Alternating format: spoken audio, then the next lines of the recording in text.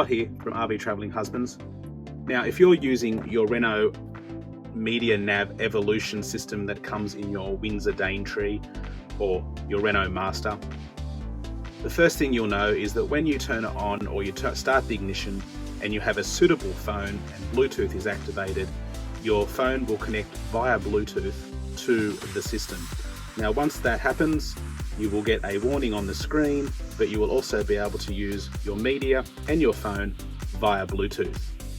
But if you want to bypass that system, because the GPS system that's standard in the Renault Master is sometimes a little bit outdated, you can bypass that by connecting your phone via AndroidAUTO or Apple CarPlay.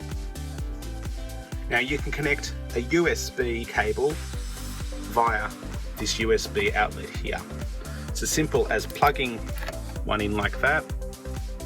Once plugged in, you'll see that Apple CarPlay appears in your bottom right hand corner here. If you touch that, it will take you to what is shown on your phone screen with all the icons.